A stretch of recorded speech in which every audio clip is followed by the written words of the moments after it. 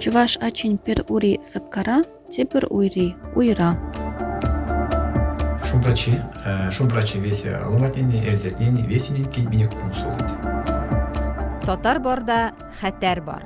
Татар барда хәбәр бар. Non-Russian angle. We talk about Russia, how non-Russians talk about it.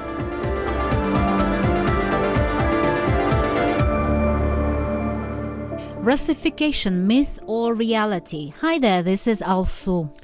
And this is Ramazan. We talk about things happening in Russia these days and the way non-Russians talk about things. Why we underline non-Russians here? If you are interested in news and current affairs in Russia, it's better to remember that there are many other ethnic groups in Russia who don't necessarily see things the same way. Non-Russian angle. Actually, we talk about Russification today.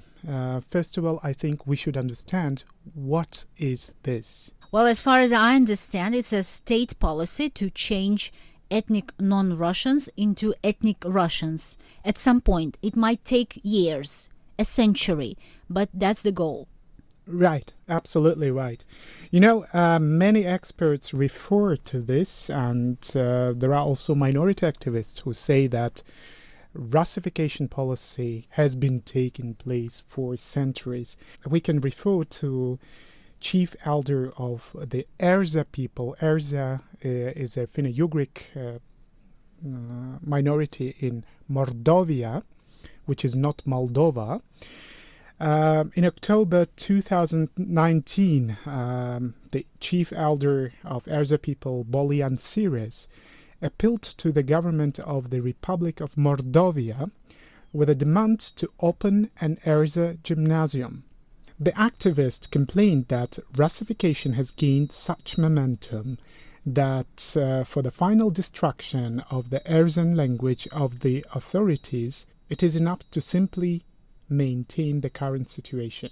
To be clear here, Ramazan, let's add that since unified final exam was introduced in Russia, I believe in 2010. I might be mistaken about dates. I'm really bad with dates. But it's been more than 10 years. This exam is a final test which is taken by high school students.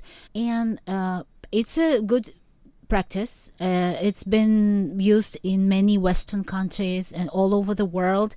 But the thing is that this exam can be taken only in Russian.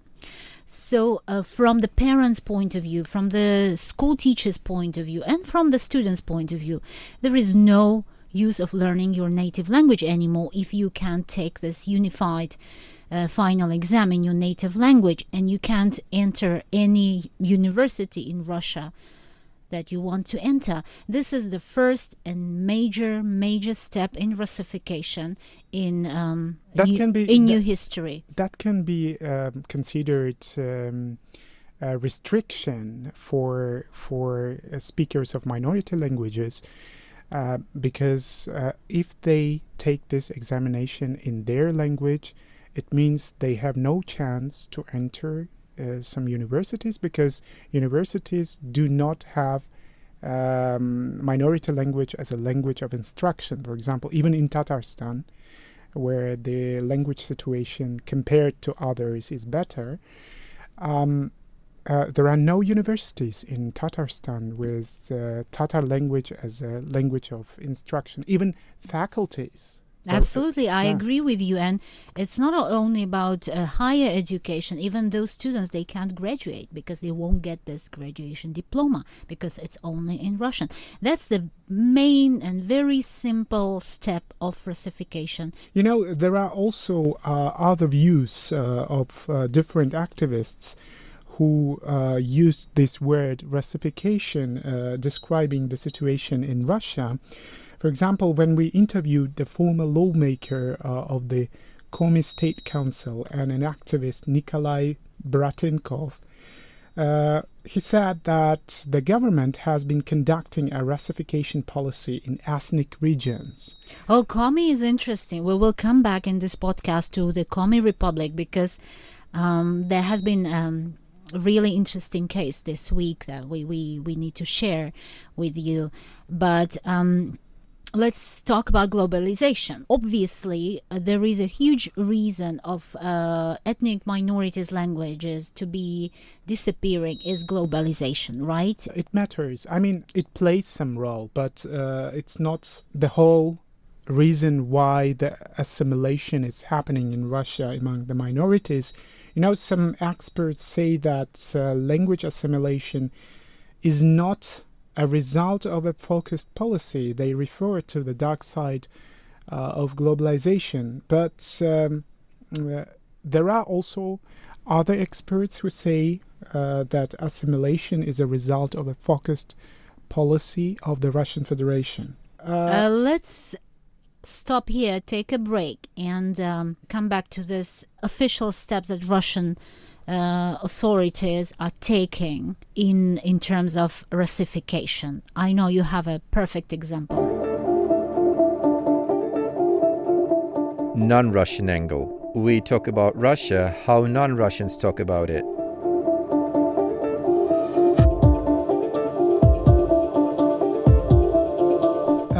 Several years ago, I worked in Russia with some experts from different countries, including Finland, were working on some language project on behalf of Finno-Ugric minorities in Russia. Before recording this podcast, I called one of them.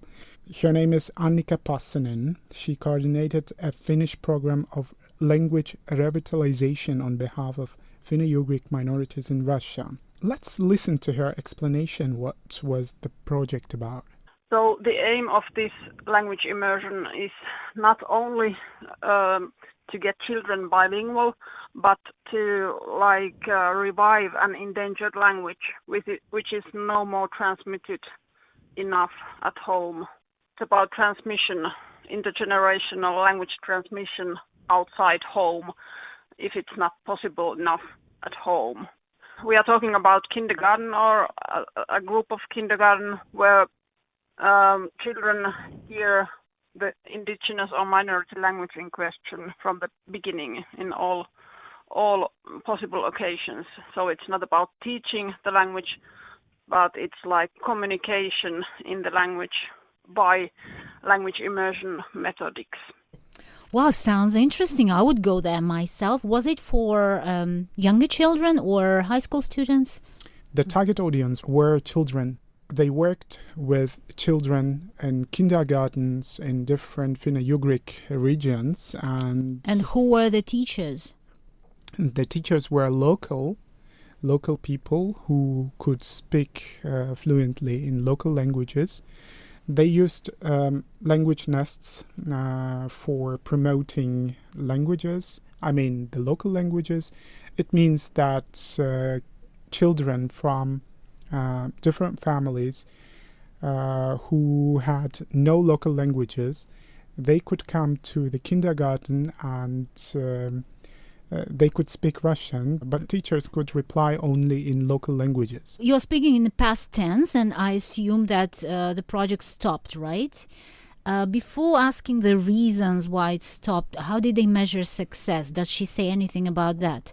Yes, let's listen to her explanation. We had activities in Mari El, in Udmurtia, in the Republic of Komi, in Khanty-Mansiysk, and also in Karelia. That's where it all began.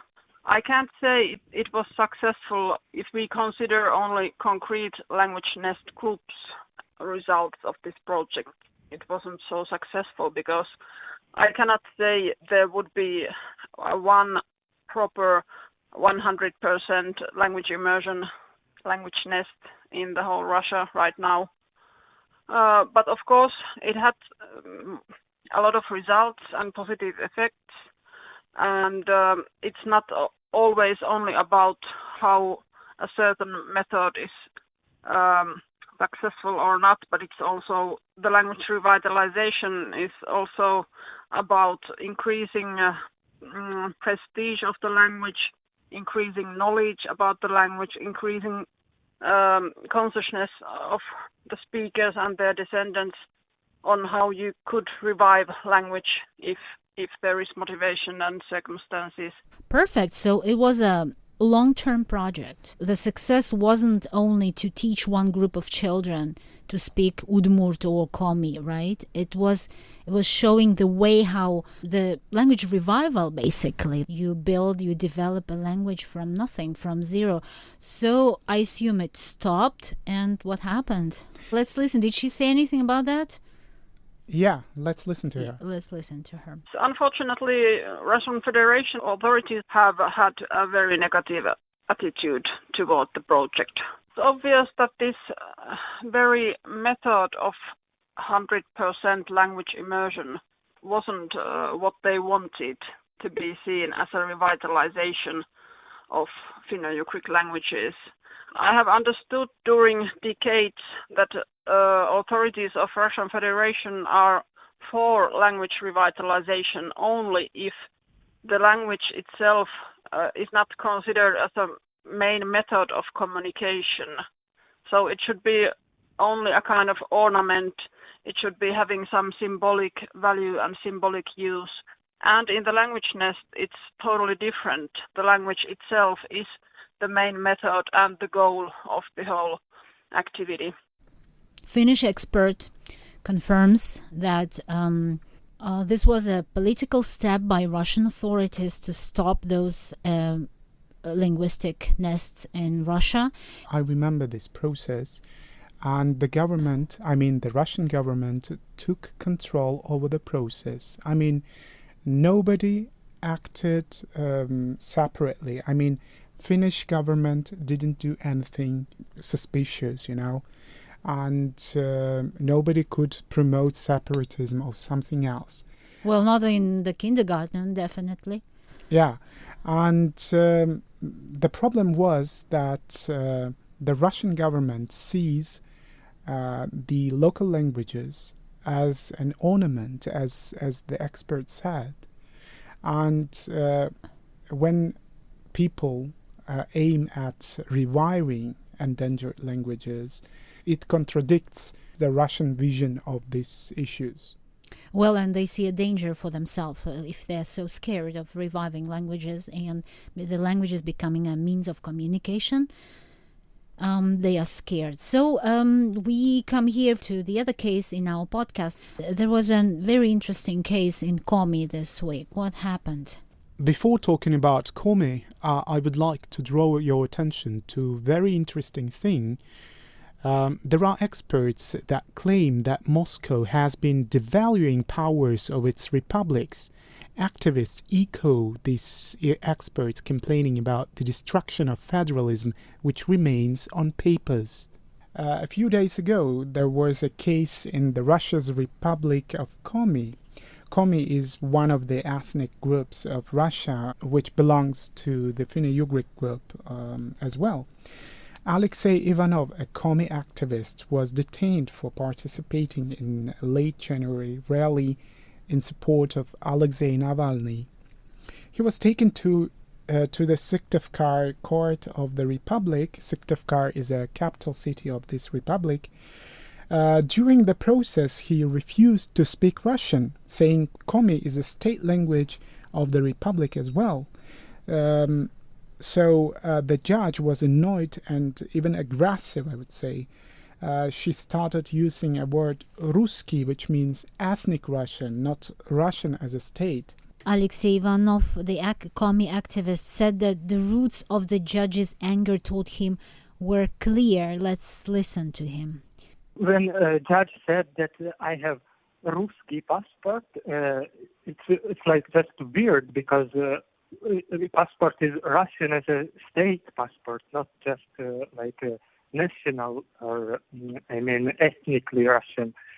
It's so weird, and there is no such definition like Ruski school, because in my school I was learning lessons in Russian and in Komi as well. So as we can hear, the judge began to talk about a Russian school and about Russian passport.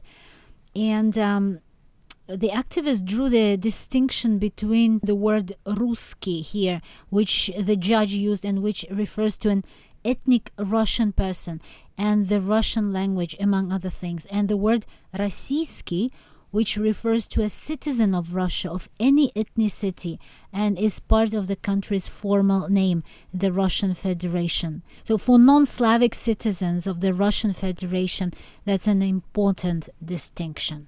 I know there has been an email exchange with the Syktyvkar courtroom, right? And the judge responded to our request. We asked to comment her. She said that she doesn't have to comment on that. And obviously that activist Alexei Ivanov could understand Russian. He could respond in Russian, but he chose to speak and communicate in his native language, which is also the official language, right? The state language of the Republic of Komi. In ethnic republics, do many people understand this right to use and communicate your own native state language? You know, it's not a matter of understanding or not understanding Russian.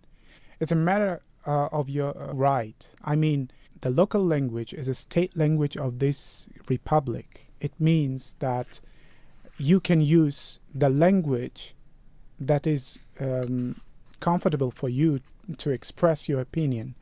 It doesn't mean that you don't understand another language. It means that you have a right and you use your right to express your opinion in the language which is, according to the local legislation, is a state language as Russian. We introduced a new ethnic group here, Komi. We know they are Finno-Ugric, right? How many Komi people are there in Russia? According to 2010 census, there were over 60% of ethnic Russians and over 22% of Komi in the Republic of Komi. But the situation was different a century ago. If we compare with the census results in 1926, there were over 92% of Komi people and about 6.5% of ethnic Russians in the Republic. So do you want to tell me that within a century it changed abruptly, and what happened? Maybe there are no Komi families having Komi children anymore, or what? It means that they were assimilated mostly. Their names and their last names sound very Russian, right? They start identifying themselves as Russian because it's easier, it's more convenient, it's... You know, this activist, Alexei Ivanov, told me that many Komi people are ashamed speaking their language in public. According to the 2002 census, there were around 260,000 Komi people. 8 years later, there were only 200,000 Komi people, which like 60,000 less. We will see what happens this year. This year there will be a big all-Russia census. So 200,000 people. It's like Iceland, I think. Komi's little Iceland. Everything we are talking about here has been covered by our journalists in the Middle Volga region. You can find videos, news and stories in Russian and Tatar on Idel.Реалии and Ozatlik Radiosa platforms and social media. In English, read and watch and listen to us on Russification.org, Russia. I like the way you pronounce this Azatlık Radyosu. Azatlik Radiosa, that's my language. This was Non-Russian Angle by Also and Ramazan. We talk about Russia, how non-Russians talk about it. Subscribe to Non-Russian Angle to stay aware of what is happening. Please take time to review. Let us know if the information you heard today is relevant to you if you want more. Bye. Bye.